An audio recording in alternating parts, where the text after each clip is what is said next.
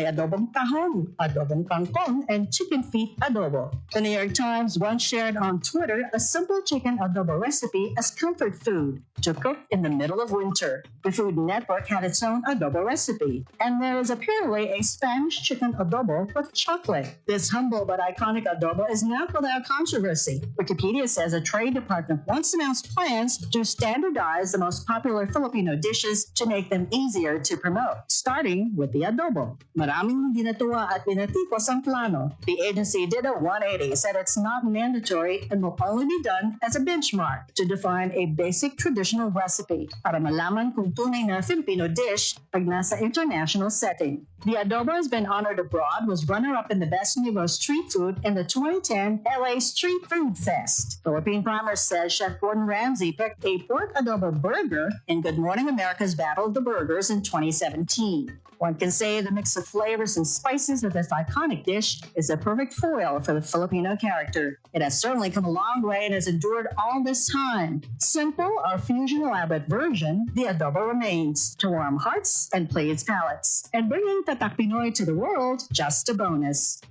Yan ang Pinoy Kultura because our culture is cool. Time to celebrate kulturang Pinoy. Tradisyon, musika, sining, literatura, at iba pa. Anything and everything fun and Filipino. Ito ang Pinoy Kultura.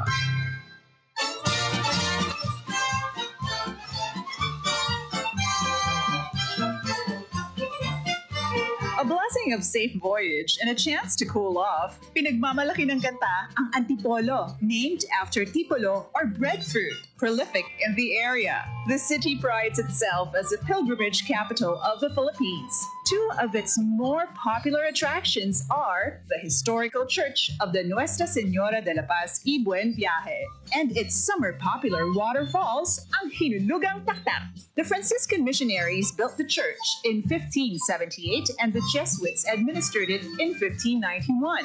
Thousands traveled to pray to Our Lady of Peace and Good Voyage, brought in from Mexico in 1626 and enshrined in the cathedral. A favorite tradition is trekking to the shrine on Good Friday Eve and May 1st. Another tradition is having new cars blessed at the church. Many believe it will ensure the safety of the car and its passengers. OFWs also pray for success abroad. Pagkatapos ng pagpapala sa misa ay ang inaabangan ng mga bata, ang pagligo sa sikat na Hinulugang Taktak, described playfully in its song. It was first opened in July 1952, became a national park in September 1990, and a protected landscape in November 2000. In 2002, it had to be rehabbed because of water pollution. In February 2020, Hinulugang Taktak reopened, together with unique recreational installations for wall climbing, hanging bridges, and a spider web platform. And don't forget,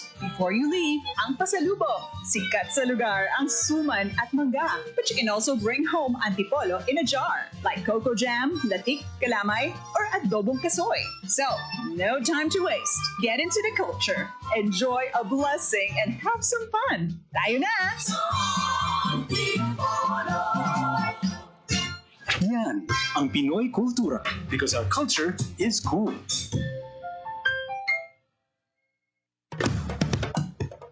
Ito ang Presidential Broadcast Service. Radyo Pilipinas. Radyo Publiko ng Bagong Pilipinas para sa Bagong Pilipino. Naghahatid ng mahahalagang balita at impormasyon na guugnay ng pamahalaan sa sambayanan. Tulay sa himpapawi ng serbisyo publiko. Radyo Pilipinas. Radyo Publiko. Ang boses ng Pangulo. Sa Iloilo, Radyo Pilipinas. 585 AM. Ang oras sa Radyo Pilipinas alas 2:02 sa hapon. Mga labing ulihing na hitabo, hibaluon, mga hangka at tubangon, mga bagay nga importante. Aton ginahalungan, aton ginabantayan.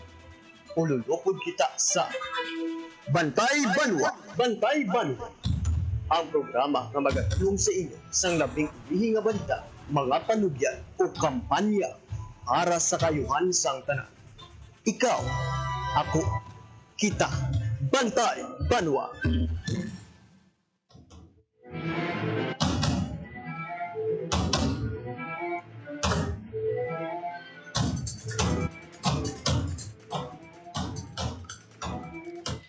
Mayong hapon Pilipinas, mayong hapon Western Visayas. Ako si Hope Torichante, kagini ang Bantay Banwa.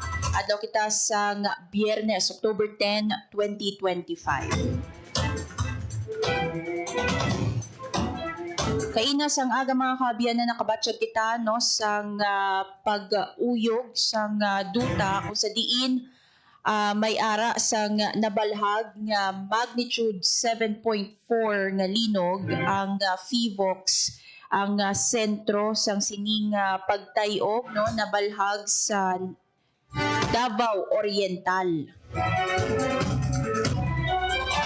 Kita diri sa Iloilo City mga kaabyanan, pila ka mga residente and even ang mga students nakabatsyag no sa pag-uyog. Although mahinay lang kay medyo malayo-layo kita no sa sentro sang sining magnitude 7.4 nga linog sa Manay, Davao Oriental. As a result mga kaabyanan sa pagtayog sa duta diri sa Iloilo City, nag-declare sa suspension sa face-to-face classes sa tanan nga level si Iloilo City Mayor Raisa Treñas. And kadungan sina no nagpalauli ang mga estudyante kag makita naton no sa pakita naton nga video o sa diin no nakabatyag sa mahinay nga dalagan sang trapiko sa Iloilo City proper bangod sang pagpauli man no sa mga estudyante kasunod sang nabatyagan nga linog.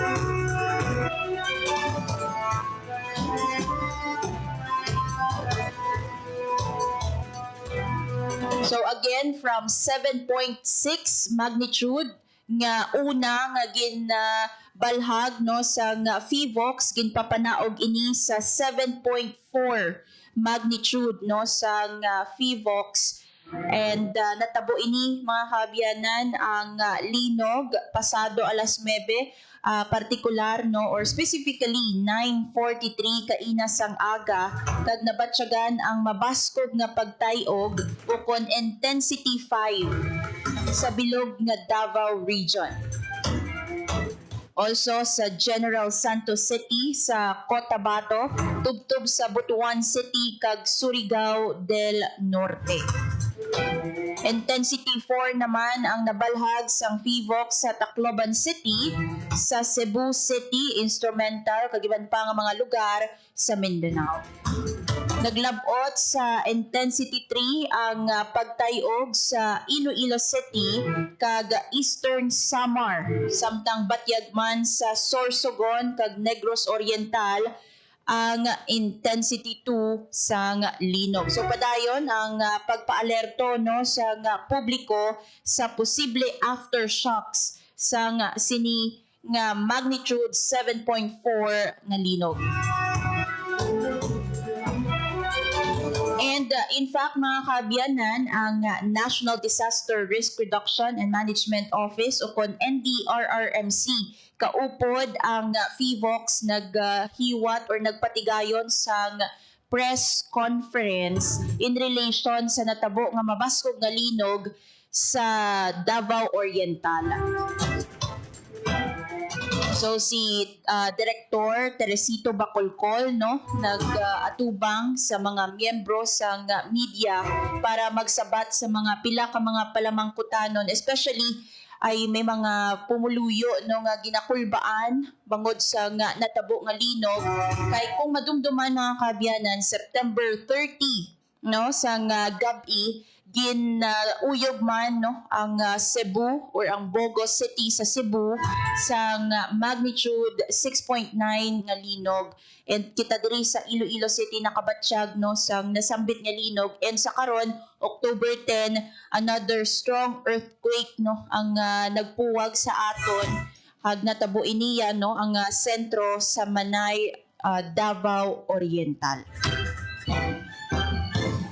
So later mga kaabyanan, hopefully no makontak naton si Ma'am Tina Montemayor, i-check naton kung ano ang assessment sa OCD or Office of the Civil Defense Region 6 sa nangin epekto sa magnitude 7.4 nga linog diri sa Western Visayas. Kay ina no pahayag si Ma'am Tina nga ara siya sa biyahe and hopefully makasabat siya no sa aton yung mga palamangkutanon, especially no sa assessment kay kaina nagpatigayon ang mga engineering offices sa assessment sa structural integrity, especially diri sa Iloilo City Hall and also sa Iloilo Provincial Capital para masiguro no nga hiluway or safe nga i-occupy ang mga buildings.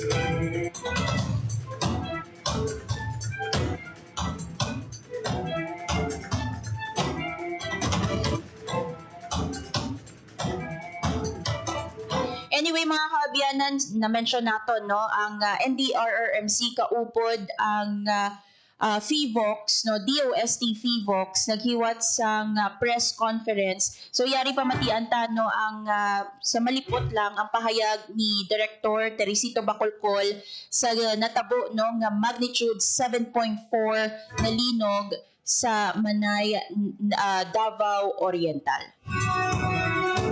Si Director Teresito Bacolcol sa DOST FIVOX. Nagkaroon na tayo ng disaster fatigue, yung typhoon, and then meron tayong volcanic eruptions, and then earthquakes. But again, these are all not connected. Yung paggalaw ng ating mga active faults, yung mga active faults natin are independent from each other unless they're very close to each other. Pwedeng magkaroon ng what we call the stress transfer. But in this case, masyado na pong malayo from Cebu to La Union and from Mindanao, wala po silang connection. Again, wag po silang matakot.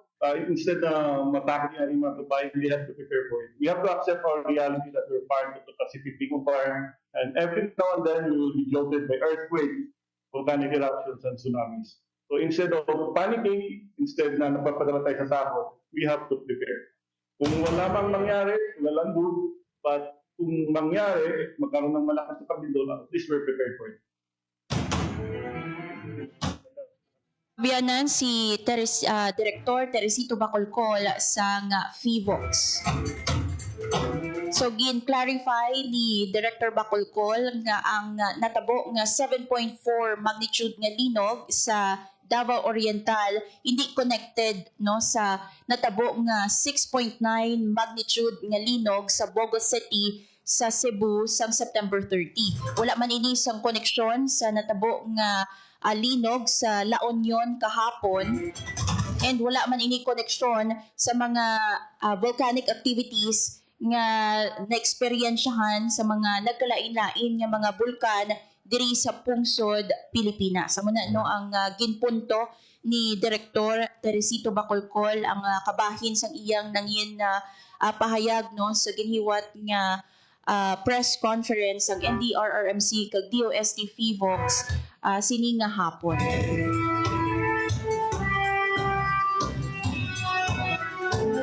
Nevertheless, mga kaabyanan, siling ni Director Bacolcol nga naintindihan niya nga may mga kauturan kita nga nagaka-eksperyensya sa calamity or disaster fatigue. Kay tis nangin sunod-sunod ang kalamidad nga na-eksperyensyahan sa aton yung mga kauturan, kaangay sang bagyo, linog, and also no ang mga warning sa tsunami. But siling ni Director Teresito Bacolcol, as much as possible, di kita magpanik, hindi kita makulbaan, but rather dapat naton ini nga handaan, especially ang linog mga kaabyanan. Kaya according kay Director, we have to accept the fact nga ari kita no or nahamtang kita sa Pacific Ring of Fire. So hindi naton mapaktan ang occurrence sa linog, but because nga ara kita no sa Pacific Ring of Fire, dapat naton paghandaan no ang pagluntad sa linog sa pungsod Pilipinas.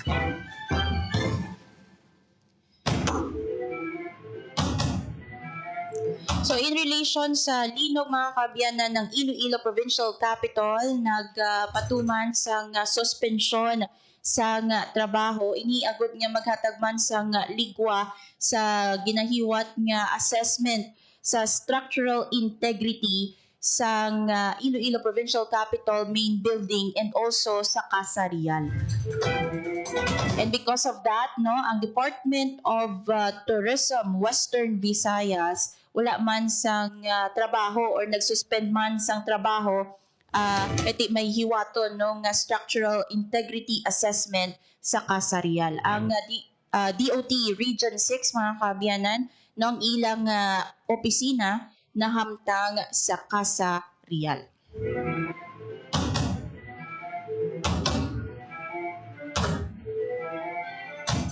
Sa nangin assessment sa Iloilo City Hall, no, ang main building and even ang legislative building, no, ang kaiping edipisyo sa Iloilo City Hall, suno sa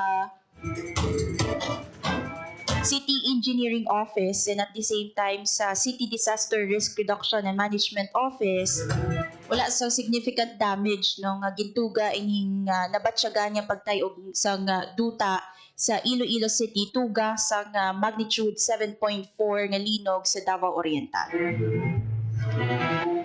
But still mga kaabyanan, i-check naton overall no kay may mga kauturan kita ya, especially in province no sa probinsya sang Iloilo nga wala na yan nakabatsyag no sang pagtayog sang duta.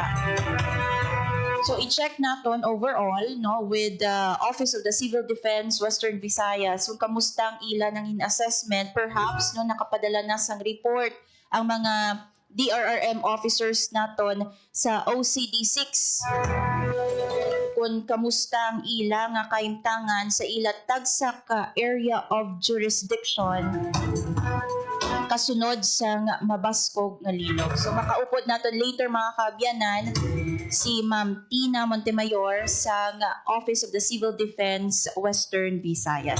By the way mga kaabyanan, no, siningman nga adlaw sa Biyernes giniwat ang 11 nga Philippine National Blue Carbon Action Roadmap Regional Consultation. Inigin pangunahan sa ZSL kag Department of Environment and Natural Resources Office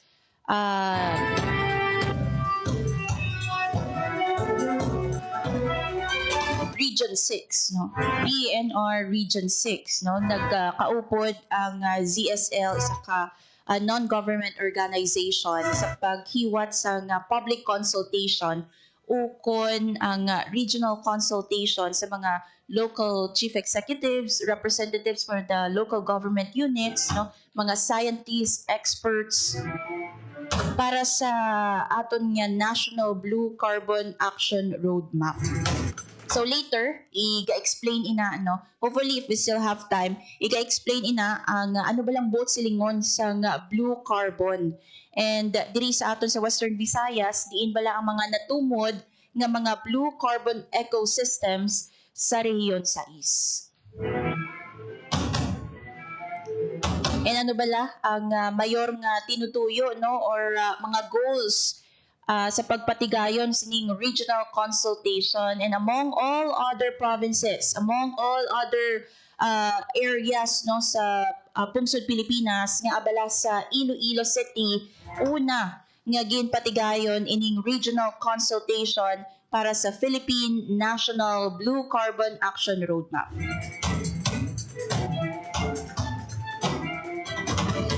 So kaina nakahinon-ano naton ang country representative sang ZSL.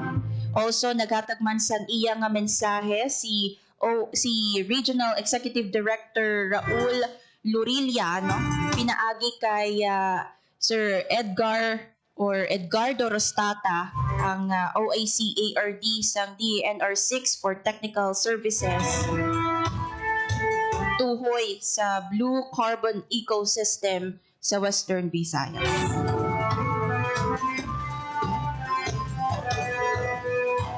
Ang oras sa Radyo Pilipinas 2:18 sa hapon. Sa aton nga pagbalik aton na nga makaupon mga kaabyanan ang spokesperson o kontag pamaba sa nga Office of the Civil Defense Region 6 si Ma'am Tina Montemayor. Bantayan mga kaabyanan sa pagbalik sang Bantay Banwa.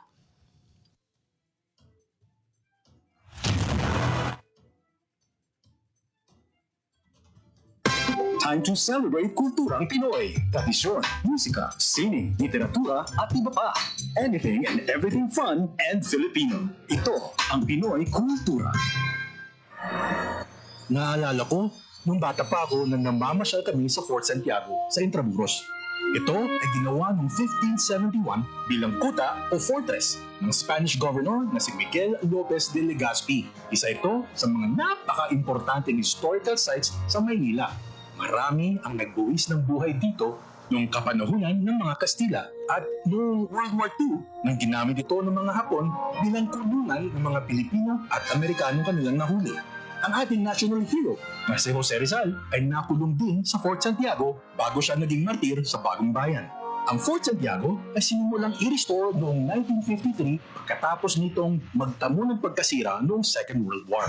Ang Fort Santiago ay gawa sa bato na galing sa bulkan na tinipag sa present-day Guadalupe Viejo sa Makati. Ngayon, ito ay naglalaman ng iba't ibang memorabilia ni Jose Rizal at isang napakagandang pasyalan ng buong pamilya. Tara na at ating lalawin! Yan ang Pinoy Kultura because our culture is cool. Itinuloy na po natin ang zero balance billing. Libre po.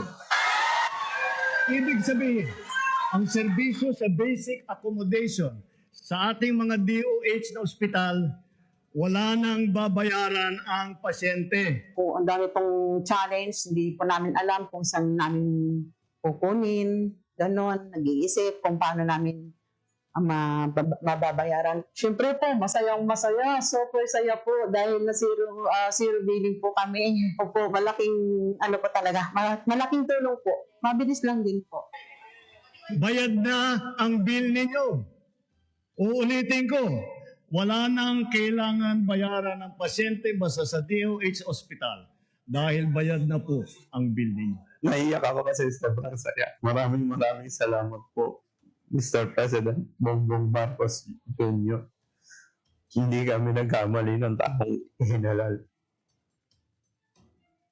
Time to celebrate kulturang Pinoy. Tradisyon, musika, sining, literatura at iba pa. Anything and everything fun and Filipino. Ito ang Pinoy Kultura. Ikaw ba ay naharana na? Tuwawin mo sana.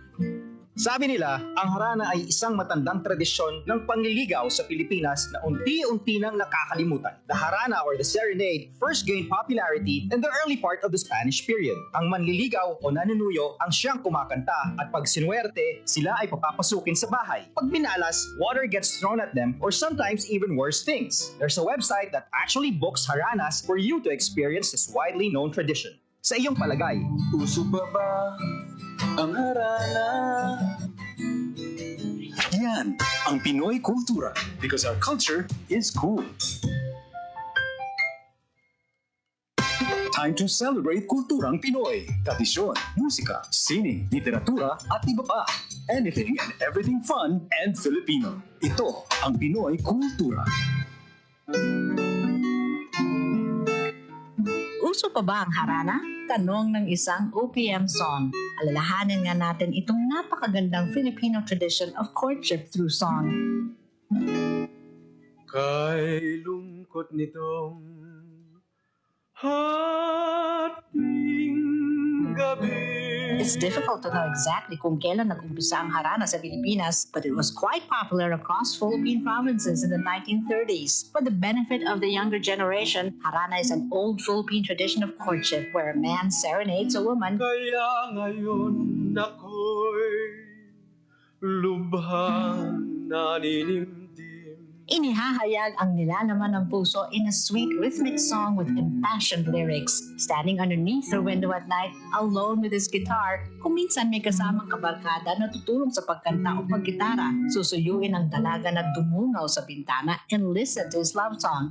Nagsusumamo ang puso ko para luman.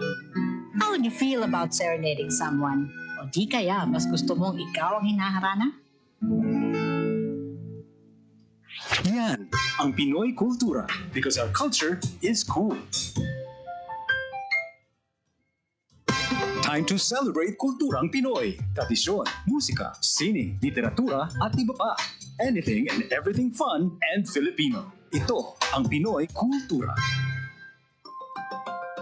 Kung pagandahan lang ng arkitektura, ang Pilipinas ay hindi magpapahuli sa ibang bansa. Patunay dito ang San Carlos Seminary, Rizal Theater, Capitol Theater, Manila Jockey Club, ang University of the Philippines Library and Administration Building at ang Rizal Shrine.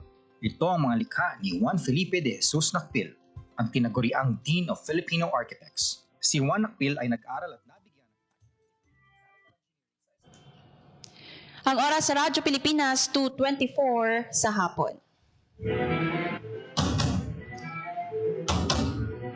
Sa gyapon ini ang programa Bantay Banwa and again no kaina sang pasado alas 9 ginatayog sang magnitude 7.4 nga linog ang Davao Oriental and even kita diri sa Iloilo City nakabatsyag no sang pag-uyog sang duta. So i-check naton sa overall assessment sang Office of the Civil Defense Western Visayas kung ano no ang mga ginhaboy nga mga impormasyon sa mga DRRM offices naton diri sa Region 6 regarding no sa epekto sang linog sa rehiyon 6. So yari sa ato nga piyak nga linya makaupod nato ng spokesperson sang Office of the Civil Defense Western Visayas si Ma'am Tina Mayor. Hi ma'am, good morning or good afternoon no. Welcome sa Radyo Pilipinas Iloilo. Yes, good afternoon. Good afternoon sa sinilagat at pananatitag mga nagalan sa mga Facebook Live. Ma'am Tina, kaina may linog no nga mabaskog sa nga nag-igo sa Davao Oriental. Kita diri sa Western Visayas, kamusta no ang pag-monitor sa Office of the Civil Defense, Ma'am Tina? Yes, Mr. Rubis, sa monitoring natin, nakabatsyag ng pinakalabot sa ang section dito sa may Davao Oriental. In fact, ang Iloilo City nakabatsyag sa intensity 3. Naka-record sa intensity 3. Samtang ang provincia ng Capiz may na-recorded na intensity 1. Ang iba na po ng areas, very mild ang ilang batsyagan, pero so far wala kita sa reported damage sa sinilinog sa kainis ng kanya. Padayon mo na ito sa monitoring and assessment na-expect na ito kasali sa report ng aton ng mga local DRRM officers, pero so far no, initial na ito na-talk sa iba't ng tawag sila sa isa. So far wala pa sila sa reported damages. But just the same, pila sa mga LGUs ang nag-suspend from work and classes, especially sa Iloilo City, nag-suspend ng classes in all levels. Ang Iloilo Provincial Capital, nag-suspend man ang work subong adlaw para makapatigayon sa assessment sa mga infrastructure at mga buildings. Ma'am, kamusta no ang province of Capiz kay ti na mention nga may ara man sila sa or nakabalhag no sa intensity 1 sa province of Capiz, may mga suspension of classes or work bala sa probinsya, Ma'am Tina? So far, wala kita sa nabatong information no, other provinces except Iloilo and Iloilo City ng Japan. Pero subong dahil sa kita monitor and in fact, padayon na rin napatigayan na assessment sa iban ng mga LGU sa ilang mga infrastructure. Subong, in response sa sining natagay na tabo ng ilong kaina, maduan na ni RDRRM Chairperson and OCD6 Director Raul Fernandez at ng mga local DRRM councils magpatigaya sa mga assets and resources nila ay may posibilidad na maka-deploy kita sa assets natin pag personnel dito sa may Davao. Kayo sa mga obra natin sa Bogo City na may mga deployment ka na tigayon, susubong, ginapa-inventory man kahit sa posible, pila ka mga LGUs ang willing na magpadala sa kanilang mga resources. Kung kita na sa OCD, ang mga non-food items na ito naka-preposition sa ibang mga rahil sa mga Visayas at ito dito sa warehouse natin sa may Iloilo City, ang handa naman ginaamat-amat naman sa Bunibos just in case ipadala ng mga ito ayuda ang Davao Oriental. Ma'am, in case no sa tion sang kalamidad and kaangay sang linog sa Davao Oriental and sa Bogo City, sino ba lang ginahulat no nga maghatag sang go signal for our teams no nga mag-deploy sa ground zero? Ay, actually, yung gina-promote na advocate natin ang paggalit sa accident command system po to, para mga coordinated as well planned ang aton na response efforts. So, ang first wave, kinasya sang assessment, deployment, ang local government unit. Once na ang local government unit is incapacitated naman kasi affected man sila, ang mga nagkapagayon sa deployment from other areas. May actually ang natagot dito sa Bogo City, so sabihin na since hindi pasarangan ang initial na waves ng response, ang probinsya sa siguro ng padala, ang Binuburidyo sana ng padala ng assets, later na lang nakapadala ng assets ang mga ibang na din ng mga agencies kasi ibang na councils. Speaking of teams, ma'am, no, sa ginapadala naton sa sa ground zero no kung sa diin naluntad ang mabaskog nga linog, mga pilaayan ka mga LGUs diri sa aton sa Western Visayas, Ma'am Tina, no ang capable nga magpadala sang team for augmentation or deployment sa ground zero? Well, kung panahon kumusihan mo lang no, ang scenario natin na it's an earthquake, so may mga collapse structures kita, may mga search and rescue operations kita. Dili sa may Western Visayas, ang probinsya sa Antique, ang Banwa ng San Jose, CSSR capable na sila. Ang Banwa sa Padilla, may CSSR teams na sila. At the same time, ang syudad sa Mitigo, may urban search and rescue, may medical teams na sila na available. In fact, ang inisintikan ang probinsya sa Quezon City na sila ang magapadala sa nila assets kung kinahanglanan dito sa Bogo City. Galing kay default off na to ang search and rescue kay all accounted naman tonight. So ang padaanan naman dito, ang kinahanglan is for medical teams. That is why man, ang coordination ni ang tao nga man sa regional incident management team kag sa emergency operations sa nila. That is why ang Office of Civil Defense sa naman deploy dito sa technical personnel to access the incident matter ang mga communication specialists or INT and sila dito. So, siya nga proper coordination dapat ang dinugo natin para magkailan natin ang needs pag kung ano ang mga areas pang hindi kinahanglan sa COVID. Kaya hindi kita basta makadiretsyo lang sa area sa ground zero, dapat may ka-coordinate kita sa ilang emergency operation center or sa LGU dito. Pero so far, ma'am, may mga nabato na kitayan na communication from Davao Oriental nga nagakinahanglan sa augmentation sa mga personnel diri sa Western Visayas. And by the end of the day, hopefully may picture sa package. So, as we speak, pinapatigayan sa buong aerial section sa Region 11 sa mga areas na affected. So, hopefully by the end of the day, we'll have a clear picture sa damage. Kung natin dito sa Davao. Ma'am, we have earthquake generators man diri sa aton sa Isla Sang Panay or particular diri sa aton sa Western Visayas. We have the Negros Trench and also the West Panay Fault, no. Paano ginahandaan sa Office of the Civil Defense ang kaangay nga scenario, no? Well, wala naton ginapangayo, but paano ginahandaan sa OCD6 yung earthquake scenario, no, diri sa aton sa Western Visayas? That's correct, folks. So, baka bilog generator natin sa Western Visayas. So, we have the West Panay Fault and the Negros Trench.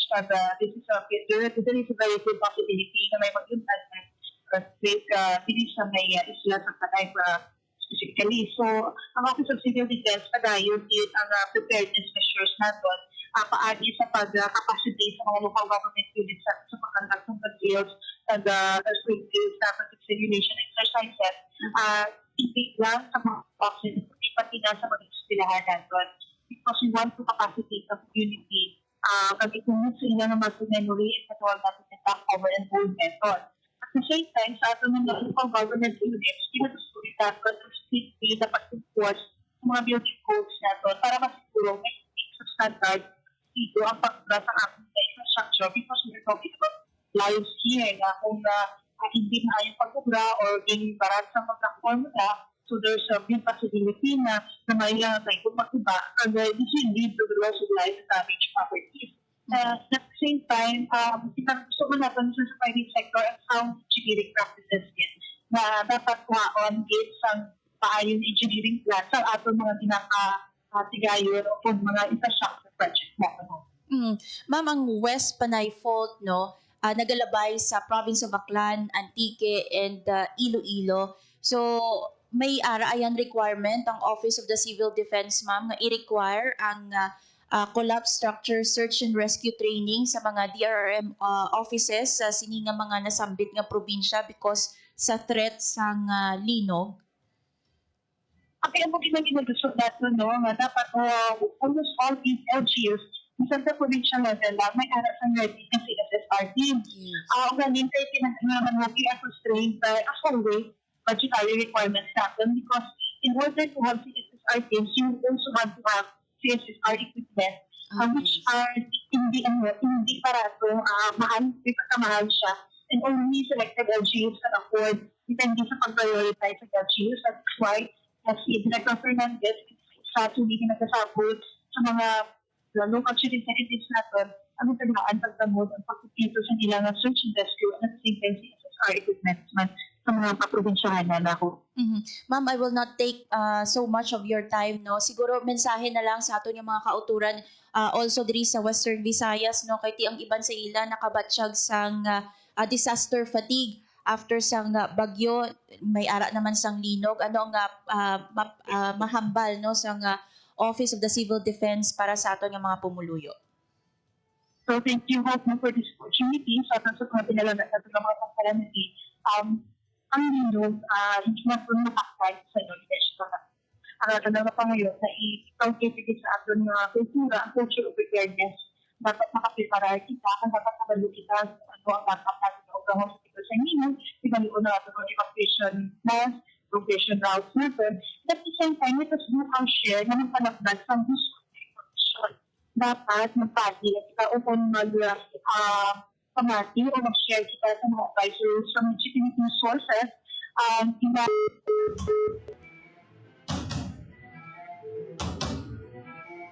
Sa aton yung mga tagpalamati, no, aton ginaistoryahan ining assessments ng OCD6 natabo nga magnitude 7.4 nga linog sa Davao Oriental, and also at the same time yung preparedness, no, sa OCD6 kagang mga LGUs naton sa linog, no, wala naton ginapangayo but ginahandaan naton diri sa Western Visayas. Ma'am, bago kita magtakop, no, nagapangayo kita sa mensahe para sa aton yung mga pumuluyo. Please continue, Ma'am Tina.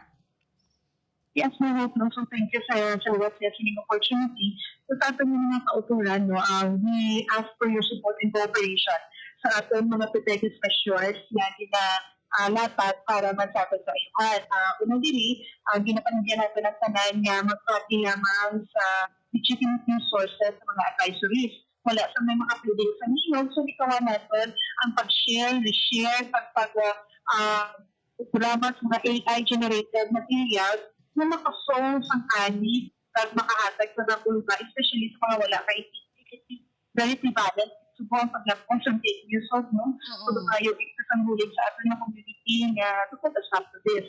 And at the same time, pinagalawagan na natin naman na promote a culture of readiness sa ating mga preparedness sa ating lang kami malaya ako.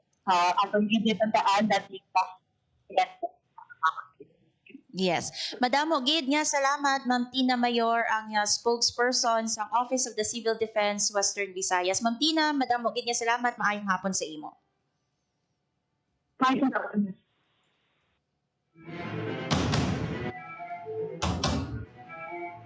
Nabatian mga kabyanan si Ma'am Tina Mayor, ang spokesperson o kontag pamaba sa Office of the Civil Defense Western Visayas, no? And isa sa mga ginpamangkot naton, kamusta ang assessment sa OCD6 so far sa tapos ang nabatsyagan niya linog, no, diri sa Western Visayas kasunod sa magnitude 7.4 nga linog sa Davao Oriental, and based sa assessment no and sa mga impormasyon nga ginpadala sa mga LGUs o kung mga disaster risk reduction and management offices no sa Western Visayas, so far wala sa significant damage no ang linog sa Davao Oriental sa Western Visayas. Well, we're fortunate mga kaabyanan na wala sang dako nga halit no ang linog no sa Davao Oriental diri sa aton sa Western Visayas. Nevertheless, ang aton nga pag-campaign no nga mangin ready ang mga pumuluyo. Ang Office of the Civil Defense paliwat-liwat no padayon sa pag-emphasize nga dapat ang mga pumuluyo ready.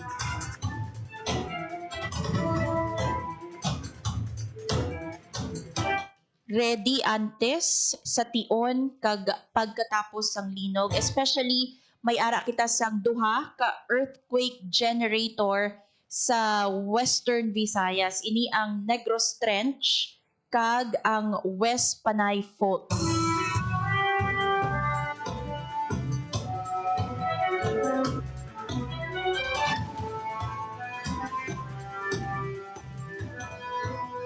So natabo na mga kaabyanan no sa aton sang una nga tiyempo mabaskog nga linog no ginpangalanan pagani nga Lady Kaykay. It's because nga tama ka destructive, tama ka baskog ining linog no. Usually mga kaabyanan wala no nagapangalan sa linog, but because of the destruction sa gravity sa linog ginpangalanan nga Lady Kaykay, and because nga ti may natabo na no or may history na as much as possible no we learn from that kag kita manginhanda no sa possible reoccurrence sa linog because of the West Panay Fault.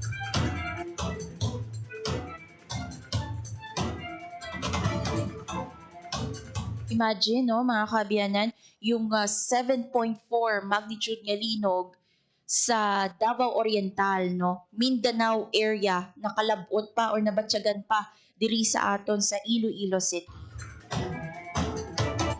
So our prayers no for our brothers and sisters sa Mindanao, especially sa Davao Oriental, gintayog sining mabaskog nga linog pasado alas 9 sing aga October 10.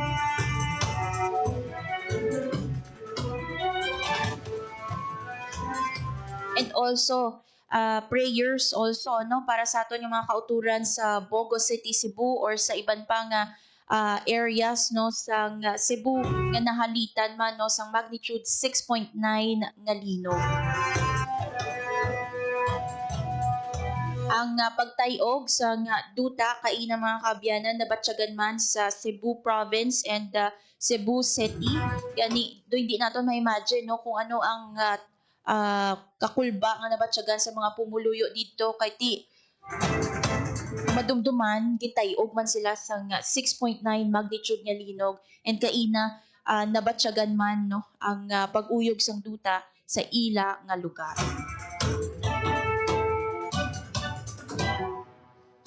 Again, we have to reiterate no friends ang reminder ni FIVOX Director Teresito Bacolcol.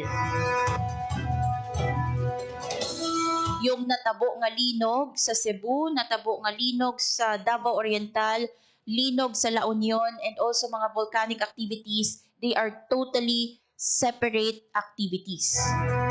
They are different events, no? Hindi sila connected. Hindi sila interconnected with each other. However, kinahanglan naton nga ihanda naton nga kaugalingon, kinahanglan naton nga mag-prepare no kung anong dapat naton nga ubrahon antes sa tion kag pagkatapos ng linog, because ang balgani ni Director Bacolcol, we have to accept no that we are located or situated sa Pacific Ring of Fire. So kayo na mga kaabyan na nag-issue man ang DOST FIVOX ang tsunami warning kasunod sa 7.4 nga magnitude nga linog sa Davao Oriental. May mga areas no sa pungsod nga warningan. sa posibilidad sa tsunami. Kaina, nagtambong kita sa regional consultation sa National Blue Carbon Action Roadmap kung sa diin mga kaabyanan ginatutukan sini ang mga mangroves areas, no, sea grasses sa Western Visayas and all other parts of the country. Nga ginmention nato no kasunod sang linog, may mga tsunami warning kita and dako mabulig sang mga mangrove forest naton sa pagprotect sang aton nga mga communities pananglit nga may ara sang tsunami sa lugar. Do naging relevant gani no ang nangin aktibidad o regional consultation sa National Blue Carbon Action Roadmap kasunod man sang mabaskog nga linog no.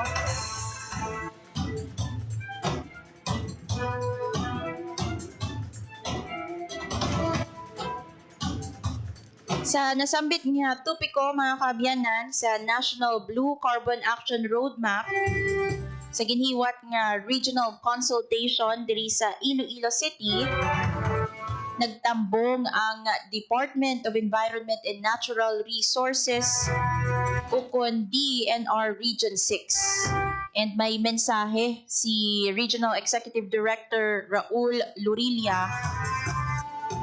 And in behalf no kay Red ginbasa ang nasambit nga mensahe ni Sir Edgar Rostata, ang OIC ARD sang DNR Region 6 for Technical Services. So yari no, pamatian naton ang kaundan sang mensahe ni Regional Executive Director Raul Lurilia nga ginbasa ni Sir Edgardo Rostata, ARD sang DNR Region 6. We all in Iloilo City as part of the critical regional consultation on national blue carbon action partnership roadmap. As the lead of Region 6, this is something not merely as a planning session, but as a profound affirmation of our collective and unwavering commitment to the environmental sustainability and climate resilience of Western Visayas. The National Blue Carbon Action Partnership, established in collaboration with the World Economic Forum, recognizes what we here in Region 6 live every day. Our islands, our coast, our people are inextricably linked to the health of our blue carbon ecosystems. So our mangroves, our different ecosystems, seagrass beds, coral reefs, and of course, they are the nurseries for our fisheries, our frontline defense against storm surge, and our natural powerful allies in the fight against climate change through carbon sequestration. Red Raul want to be clear that DNR Region 6 stands firmly and institutionally behind the NBCAP roadmap. This initiative is a priority. Our mandate extends beyond mere stewardship. It calls for visionary leadership in conservation. We fully support the comprehensive and stakeholders-driven approach being taken towards a clear path for a sustainable conservation and management of these vital assets. Today is our opportunity to move beyond the national framework and truly localize the NBCAP roadmap. As the implementing arm of the department, we recognize that the regional consultation is necessary to incorporate our unique regional perspectives and sectoral insights so we can develop a roadmap that is responsive to Region 6 specific challenges, needs, and opportunities. Our support means ensuring that the strategies we craft are not just theoretical, but are practical and implementable by centros, our panels, and of course our partners, local government units, and the different stakeholders. Your expertise will be crucial in the presentation today, and particularly in the focus breakouts workshops on policy and governance, science and technology, socioeconomics and communication, and community outreach.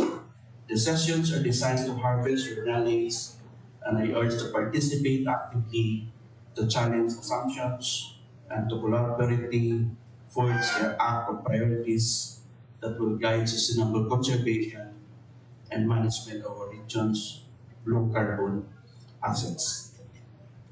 Last week, I attended the meeting of the liaison officers of DNR sa National. Na batian mga kabiyanan si Mr. Edgardo Rostata, ang Assistant Regional Director sa Department of Environment and Natural Resources Region 6. So iya no gin abi-abi ang mga participants no for the regional consultation and naghatag sang ila commitment no sa manami nga inisyatiba. By the way no, ang nasambit nga aktibidad gintambungan sa DNR of course no, ang ZSL isa ka non-government organization, also ang mga representatives sa mga LGUs o kon local government units sa may province of Iloilo. Si Ma'am Mitzi Peña Florida nagtambong sa nasambit nga aktibidad for the province of Iloilo, and also mga kauturan naton nga naghalin pa sa Negros Occidental no, may ara dito Kabangkalan City, mga people's organization no, para maghatag sa ilaman nga opinion, perspective, sentiments no sa National Blue Carbon Action Roadmap regional consultation. Again, we have to emphasize the fact no that this is the first regional consultation related to National Blue Carbon Action Roadmap. And perhaps you're wondering no, ano ayan ang road or blue carbon ecosystems diri sa aton sa Western Visayas? Well, according no sa kay Miss Edwina Garchi Torena, ang country director sang ZSL Philippines, ang mga ginakabig no nga mga carbon blue carbon ecosystems diri sa Western Visayas, ang pinakadako diri no or ang pinaka-successful diri no amo ang Katunggan Itibahay sa Ibahay Aklan.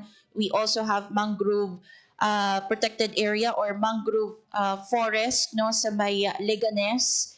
So ina mga kaangay no sa carbon ecosystem, mga mangrove forest no amo nang ginakabig naton nga mga blue carbon ecosystem, mga mangrove forest, sea grasses, and salt marshes. So when we say blue carbon, ini ang carbon nga gina-capture kag gina-store sang mga marine ecosystem, especially halin sa mga plants o kung mga tanom kag sediments. Amo na ka importante ang blue carbon ecosystem sa overall ecosystem no, health no sang ecosystem sa aton yung mga communities.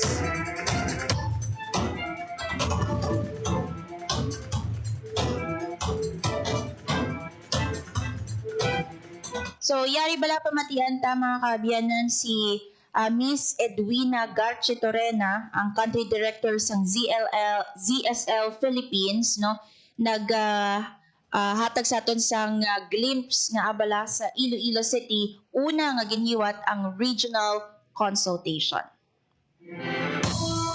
Was the Region 6 was identified as a priority site. The reason why is because Region 6 has very rich blue carbon ecosystems, including mangroves, seagrass beds, and other wetlands. It is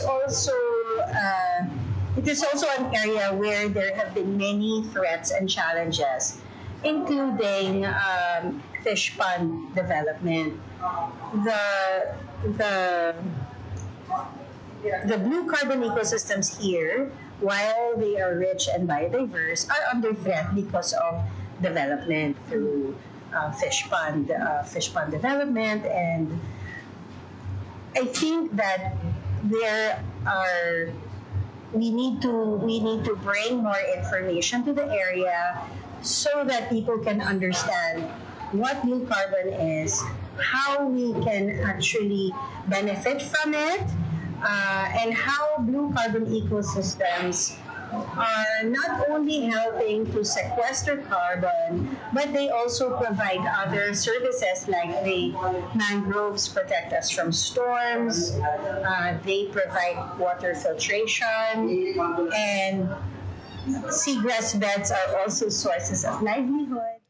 Na batian mga kabiyanan si Miss Edwina Garchitorena, ang Country Director ng ZSL Philippines, no? Ginpahayag nga first regional consultation ginhiwat diri sa Western Visayas because nga rich, no, or biodiverse ang blue carbon ecosystem diri sa Western Visayas. Unfortunately, while it's diverse, no, while it's rich, we have to accept the fact man nung threatened ang blue carbon ecosystem sa rehiyon because of fish pond development. So as much as possible, kinahanglan may regulation ang mga local government units naton, and also may implementation sa blue carbon ecosystem like the Katunggan it Ibahay, no, sa Ibahay Aklan nga ang ilang mangrove forest, no, nagahatag not only bulig sa komunidad sa tion sang kalamidad but also sang palangabuyan para sa mga miyembro sang komunidad. So perhaps, no, ang success story sang Katunggan it Ibahay pwede ma-replicate sa iban pa nga mga local government units, no, diri sa Western Visayas. And we're very happy kay amat-amat gina-shed light, no, sang aktibidad ang blue carbon, ano ang blue carbon, ano ang mangin epekto sang blue carbon ecosystem, no? And paano makabenepisyo ang komunidad kung may ara kita sang mga blue carbon ecosystem sa lugar. Anyway, mga kabiyanan, ng oras sa Radyo Pilipinas, 2:55 na sa hapon. Madamo gid nga salamat sa inyong pag-upod diri sa amon sa Radyo Pilipinas Iloilo, nagtutok sa Facebook Live kag sa radyo sa 585 AM. Thank you man, no, sa kay Ma'am Tina Mayor, ang spokesperson sa Office of the Civil Defense Region 6 sa paghatag sa ato sang oportunidad, no, nga makaupod siya kung may baluan ang assessment sa natabo nga linog. No?